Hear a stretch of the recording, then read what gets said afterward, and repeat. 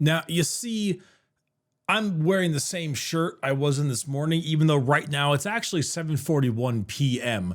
I'm going to film the demons video because I just kind of want to get through it a bit, you know, at a decent rate. Well, I mean, I really would not be able to get through all of this at a decent rate, honestly. But I wanted to get at least one more chaos done before tomorrow, because tomorrow I'm waking up bright and early and I'm getting the sisters one out. You know what I'm gonna do. It's Imperium tomorrow. I'm getting the sisters one out. So let's talk a little bit about the beautiful people over on the other side of hell, the war, the warp. So, as we've seen in Chaos Demons, their army rule is Shadow of Chaos. I find this to be a really fun army rule. Basically, there is dedicated zones in the map that can become Shadow of Chaos. And if you are in the Shadow of Chaos, you get a +1 to your battle shock, and you can either heal wounds or models. And if you have the enemy in it and they fail a battle shock test, it's also at a -1 and they take mortal wounds. It's a great way to represent the warp going into the world and not only debilitating your enemies, but buffing yourself. This picture of Slaanesh is always the most terrifying thing I've ever seen, and is arguably one of the better drawn representations of Slaanesh. The boob is smoking. The boob mouth is smoking a pipe. The boob, all right. Warp rifts. Good God. Warp rifts. Basically, every single unit in the entire Demon's Codex can deep strike. And if you're deep striking in a Shadow of Chaos wholly within, it can be within 6, not 9. Pretty great. Pretty good. So let's talk about the strats. Corrupt Real Space. This one allows you to go ahead and can keep the objective under your control, even if you have no models that are on it. And also, while an objective marker is corrupted and under your control, the area of the battlefield within 6 inches of the objective marker is considered to be part of the Shadow of Chaos. So it's a good way to expand it a little bit. I think we maybe saw that one in the other part, the preview. Warp Surge allows you to advance and charge. Okay. That's very, very good. I don't know if we saw that one as well. Drought of Terror, or Draught of Terror, is a Demonica unit from your army that has not been sent to shoot or fight. It increases the armor penetration of weapons by 1. In addition, until the end of the phase, each time a weapon targets a unit that is battle shocked, you can also reroll the wound roll.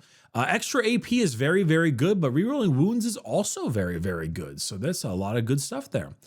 Denizens of the Warp allows you to set up a unit within 3 inches horizontally. However, it cannot be charged, but it does get it very, very close, maybe taking away some objectives or, shooting them in the face. The Realm of Chaos. End of your opponent's turn, up to 2 units that are within the Shadow of Chaos or 1 that is not. Remove them to the target weapon on the battlefield and place them back in strategic reserves.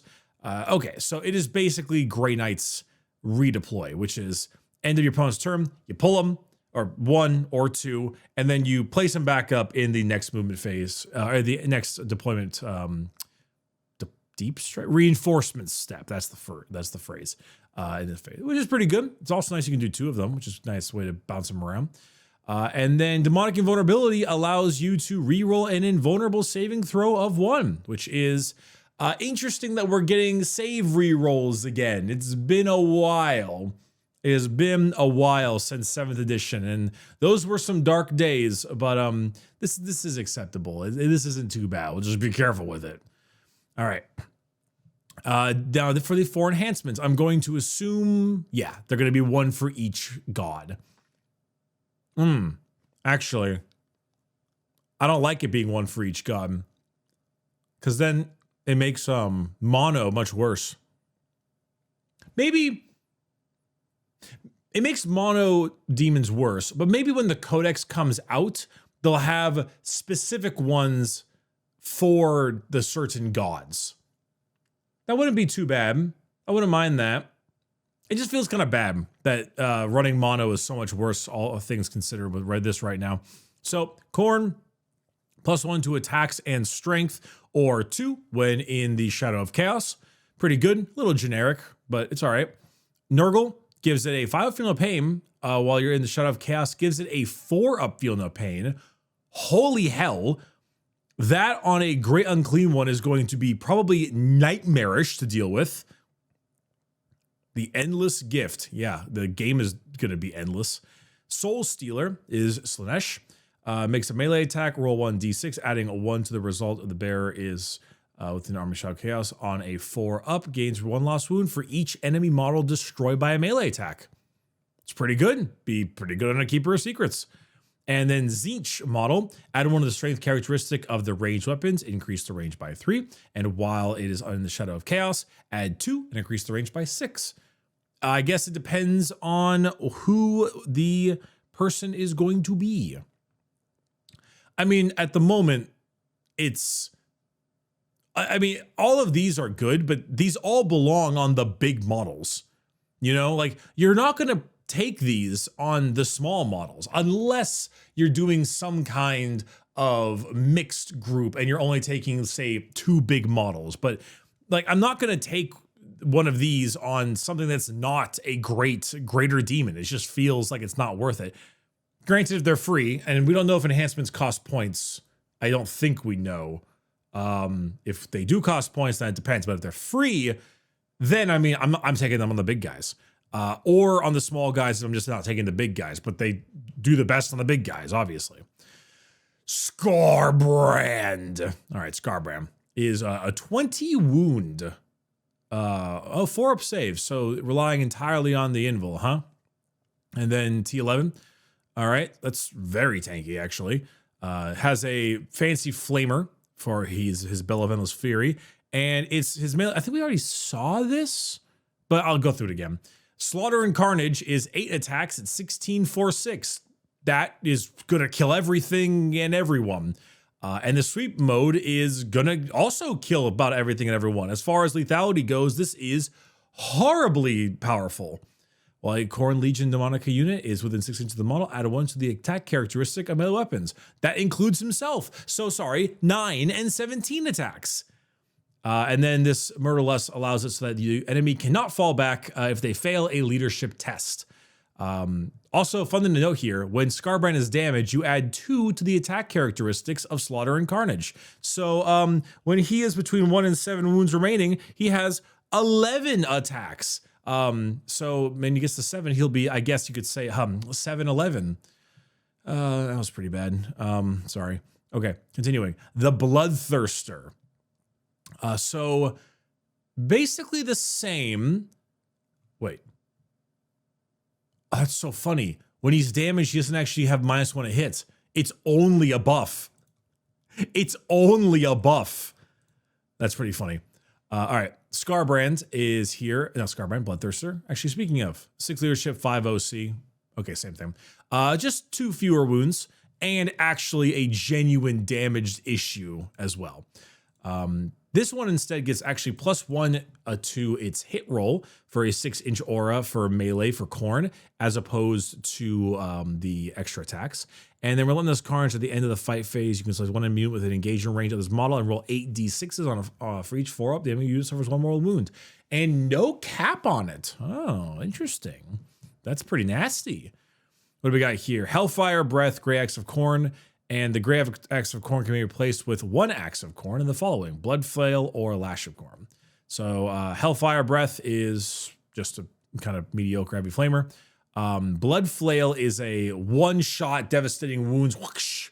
And the Lash of Khorne is the other variant, I suppose, of the more longer attacks. And then, of course, the Axe of Khorne is very good, very, very powerful. But the Great Axe of Khorne is even better and also very, very powerful. I mean, it's a Bloodthirster. What do you really want me to tell you? Like, it murders everything. It's a Bloodthirster. This has kept a massive amount of lethality overall in the game, which is very impressive and a bit of a rarity. But it's a Bloodthirster. So if anything's going to tear everything apart in 5 ways from Sunday, this is going to be the thing. All right, Skull Taker. Now we go into more normal stuff. We have T4, 4-up save, 5 wounds, also the invul. So really no armor saves going on with these guys.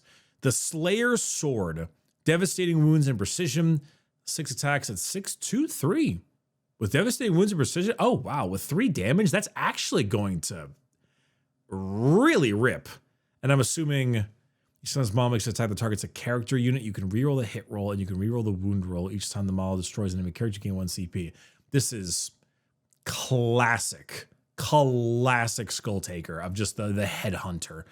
Well, this model is leading a unit. Melee weapons equipped with models in the unit have the devastating wounds ability. That is very good. That is very, very, very good. What does he lead? Just bloodletters. Okay, so just bloodletters, but I mean, you get this guy into melee range with someone with a character on the other side, and that character is gone. Absolutely gone. And feeds him a CP. All right. Bloodmaster. Pretty similar. Loses an attack. Doesn't have the fancy precision and devastating wounds here. Has add 1 to the wound roll instead of devastating wounds for the group. And lets them consolidate 6 instead of 3. Okay. And also bloodletters. You know, I mean, I'm assuming this is is this guy an epic hero? Yeah, Skull Taker is the named Blood Master. That's right. Okay. I mean, he seems fine. He's not like insane, but +1 of the wound roll is very good, and it makes him move fast. And I mean, 6-2-3 is a pretty gosh darn good profile for that weapon, so I like it. Now, oh, the Skull Master. Oh, what a trend. So we've got T7, 6 wounds as well. Everything's got a 4-up invul, it seems. The Blade of Blood is the exact same thing. However, it has the extra 4 attacks and lance from the Blade of Khorne on the Juggernaut. While this model is leading a unit, each time it ends a charge move until the end of the turn, they get the Devastating Wounds ability. Also very, very good. Model's unit ends charge move. They must take a battle shock test when in engagement range. Who do they run with? Oh, Blood Crushers. So the Skull Master is basically a Blood Master, but on Blood Crushers instead. Which I guess makes sense. He's like the cavalry unit, the cavalry leader, and the Blood Master is the Bloodletter leader. Both with similar powers, but pretty good. I like it. All right. Rend Master on Blood Throne. Oh, Khorne, you're so simple, and I appreciate you for it. T9, 9 wounds also. The Blade of Blood, and then also the Attendant's Hellblades, which are an extra 4 attacks at 5-2-2. That's pretty good. At the start of the fight phase, select one enemy with an 18 and visible. Until the end of the phase, Khorne Legionaries gain improved armor, strength, and damage characteristic of that attack by 1. Wow, that is incredibly good. That is insanity levels of power. Turning the guy into strength 7, AP 3, damage 4. And not only that, it's not just him, it's everything that he's also with. Now, he's not a leader, so he's just on his own, but god damn. Each time this model makes a melee attack that targets a character or a monster, you can reroll the wound roll. Each time this model destroys an enemy character or monster, this model regains up to D6 lost wounds. That will be infuriating depending on how you fight. God damn, this guy is ripping things apart. All right, who's next? Karanak. This is literally Cerberus. This is just Cerberus. This is a named flesh hound. It's a named flesh hound. I'm learning stuff today. T4, 7-up save is the 4-up invul. 5 wounds, okay. Soul Rending Fangs Precision. 6 attacks at 6-1-2. Hits on 2s, it's not bad. While Small is leading a unit, you can reroll advance and charge rolls for the unit. That's pretty good if he moves fast. Oh my god, he moves 12. Wow, how fast does this guy go? 8. He moves 12 and can advance and charge. Holy, he flies. But not really, but like kinda. At the start of the first battle round, select one enemy unit to be this model's prey. Weapons equipped by models in this unit have the lethal hits ability when targeting this model's prey. Each time this model's prey is destroyed, select one new enemy unit to this model's prey. That is so fun and fluffy and different. I like that a lot. So this is Cerberus. This is Khorne's little Cerberus dog. Yeah. Okay, and he runs with flesh hounds. So I gotta see what flesh hounds do. This bear has the feeling of pain 3 up against psychic attacks. Oh yeah, and Khorne disdains sorcery. Yeah, classic. Damn, this guy. I mean, he doesn't really hit like mega hard or anything, but re-rolling. Oh, did I say advanced in charge? You can re-roll advanced in charge rolls. I think I said advanced in charge.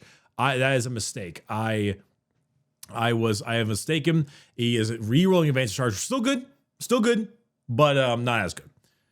Actually, out of curiosity, all the stratagems seem like they're god unspecific. He's got to be in the shadow of chaos to do warp surge.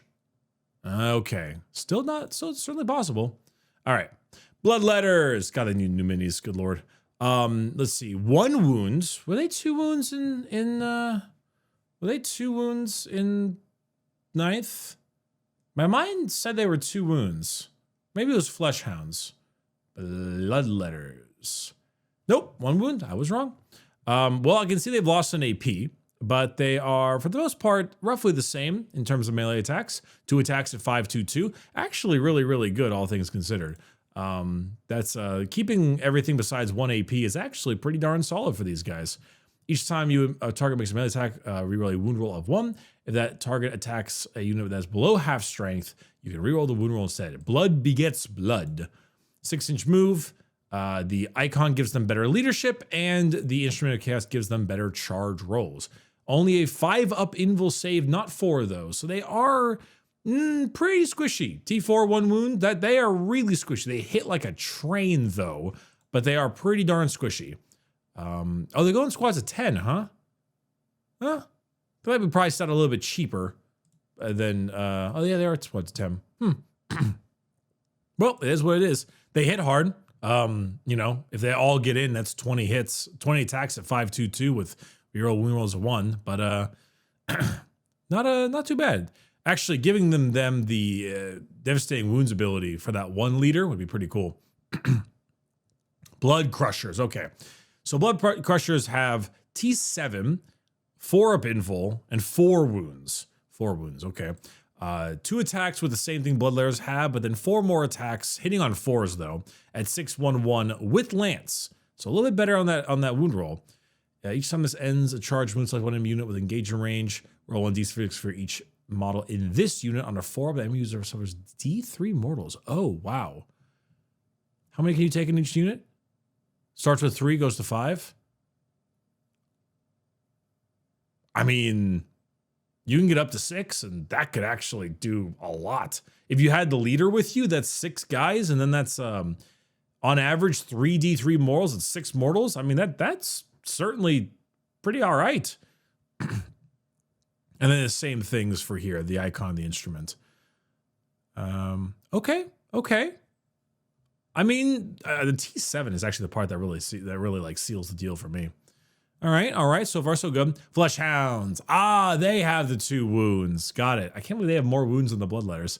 Okay, so they have a classic flamer, their burning roar, and then they have gore-drenched fangs with 3 attacks at 5/1/1.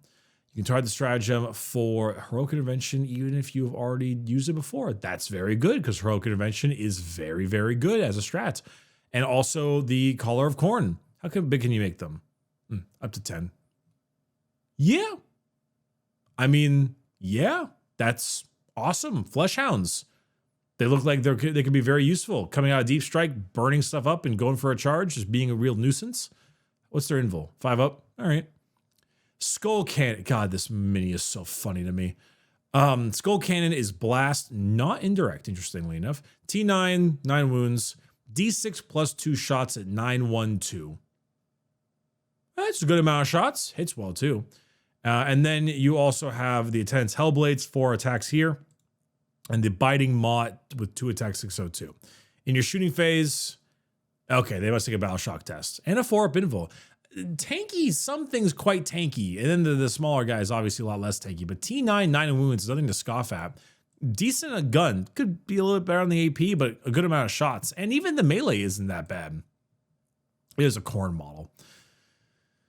And then the Skull Altar.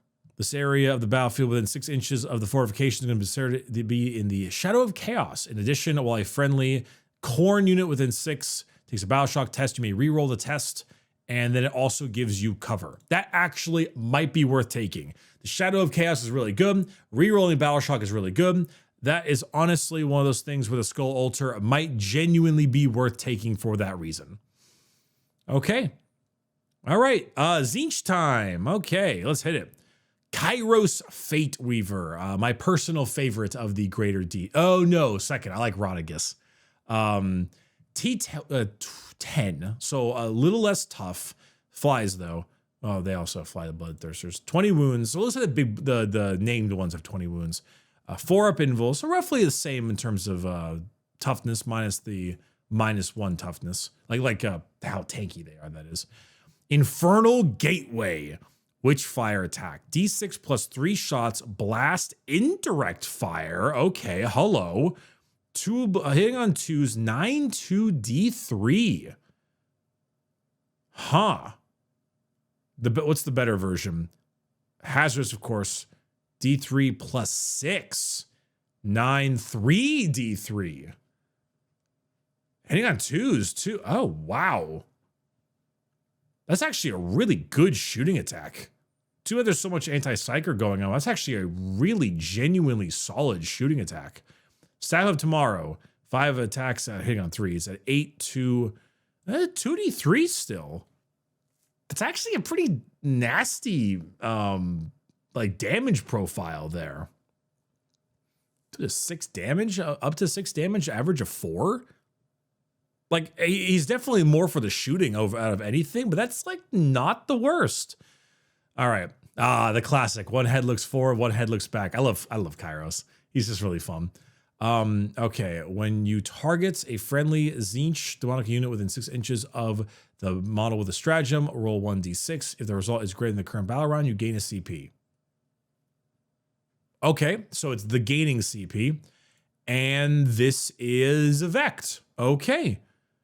Someone asked me what a Vect was.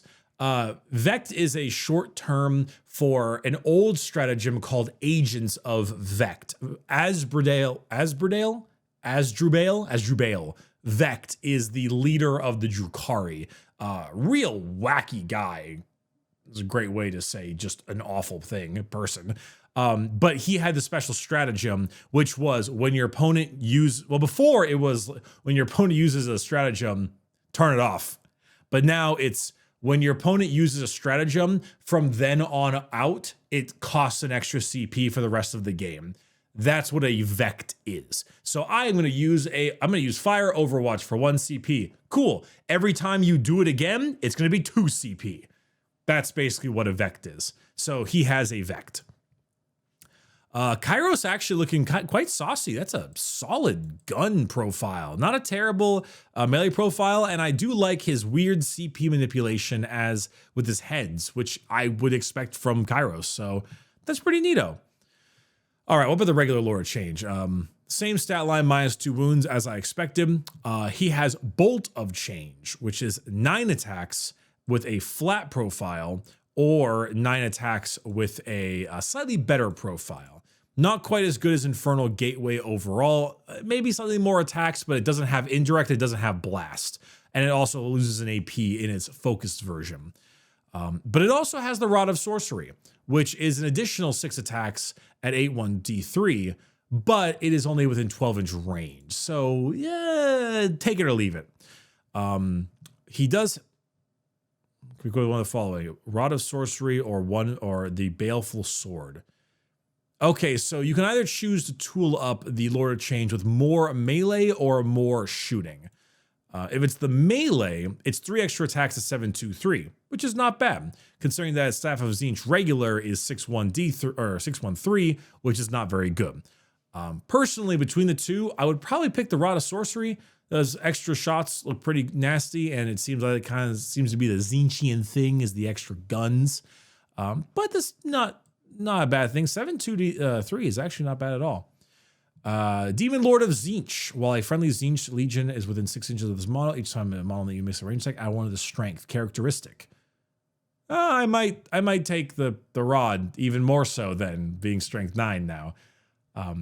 Master of Magics. In your shooting phase, select one of the following abilities. Ignores cover, lethal hits, sustained hits D3. Until the end of the phase, the smallest bolt to change has that ability. I'm not going to lie. I don't think any answer that is not sustained hits D3 is the right answer. Maybe lethal hits on like a big tanky tank, but I think you just get more shots, which just natural. I think that sustained hits D3 probably is just the better option. Unless your opponent, like you're wounding them on 6s because of some spell or something, maybe. I think mathematically this is always the best, but I could be wrong. I could be wrong. It's actually, he looks pretty good. He's not like crazy good. He's not wowing me. The Bloodthirster was just a giant ball of murder. That's what a Bloodthirster is. He was simple, but that's what a Bloodthirster is. The Lord of Change is not simple. And I thought he would have maybe a little bit more going on for him, but doesn't seem to. So, oh well. All right. Moving on. The Changeling. Ooh, how are they going to do this guy? So, 3, toughness 3, 5 wounds, 4 up invul. Infernal Flames, Witchfire is it's a flamer. It's a flamer. It's a flamer, but slightly better, and the focus version is a slightly better flamer. Trickster Staff is very mediocre. 3 attacks, hits on 4s, 4-1 D3, not good at all. But it is got Lone Operative and Stealth. Each time an enemy unit wishes to select this model as the target of an attack, that unit must first take a battle shock test. If the test is failed, in addition to being battle shocked, the enemy unit cannot target this model this phase. What? He just like him, and he's just like, oh my God, no, shoot him instead. Shoot him instead. I don't want to look at him. Shoot that guy. That's fucking hilarious. That is hilarious. Mischief and Confusion. At the start of your opponent's shooting phase, select one of the enemy unit within 12 of and visible to this model. Roll 1d6 on a 2 to 5 until the end of the phase. Each time a model in that unit makes an attack, subtract 1 of the hit roll. On a 6, the enemy unit is not eligible to shoot. Wow. So it is the machine vehicle thing that the Disco Lord gets, but with no restrictions. If you are within 12 of the Changeling, which, mind you, in order to shoot him, you need to be within 12 because of Lone Operative, and he rolls a 6 on that shit, you just don't get to shoot him. Well, you got to pick one, but you don't get to shoot him.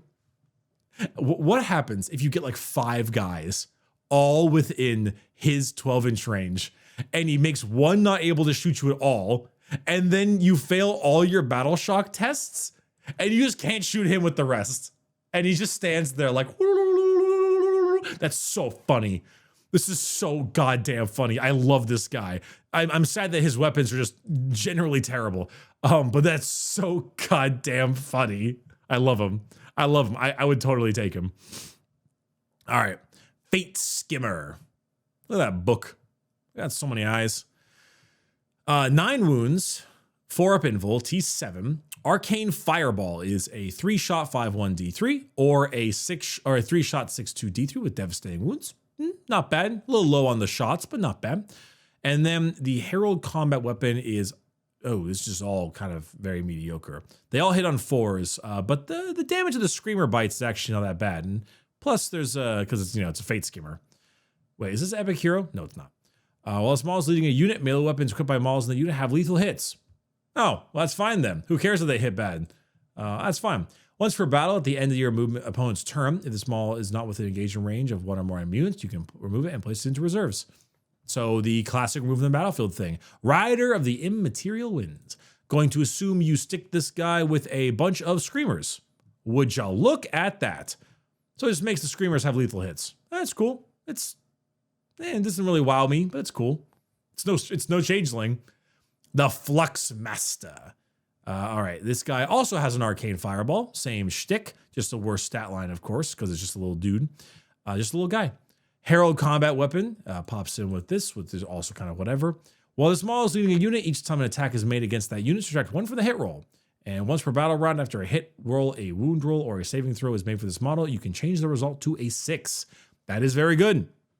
It's also once per battle round, so you can do it 5 times if he lives, which he won't, but he might, because you can attach him probably to only horrors. I was right, it's only horrors. He'll probably die. I guess it could be okay to keep the horrors alive by using this in their invul save, and the -1 it hit actually might make it actually pretty good. But it depends on how good horrors are, so we'll have to find out when we get to horrors. The blue scribes, what is that model? What is this? Excuse me? Okay. T4, 6 wounds, 4 up invul. The sharp quills, anti-psyker, 2 up. Oh my god. Okay, what is he attached to? He attaches to nothing. He's a lone operative. Good lord. Well, this enemy unit is within 12 inches of this model. Each time a model in that unit makes a psychic attack, subtract 1 from the wound roll. Okay, so it's siphoning psychic power. At the end of your movement phase, roll 1d6 for each enemy unit within 6 of this model. On a 2 through 3, they take a mortal. On a 4 through 5, they take a d3. And on a 6, they take d6. You know what? There is so much flavor in the Tzeentch models. There's so much fluff in them that I'm kind of not even caring that they're a little mid overall, but it's so funny to me. Okay, the Change Caster, God. T3, 3 wounds, 4 up invul. Also Arcane Fireball. Well, this model is leading a unit. Range weapons have sustained hits 1. If you in your shooting phase, after this model has shot, so that if it's unit that is hit by 1 or more of those attacks, they must take a battle shock. Is it horrors? It's horrors.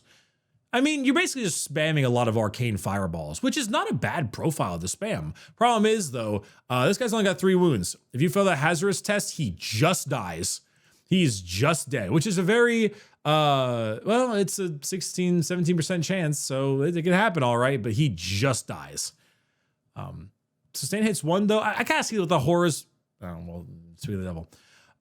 Horrors, T3, 1 wound. They have a 4 up invul, which is very good. Those are blue horrors. We might need to figure out the pink horrors too, which are next. You know, I'm going to go to pink horrors first, actually.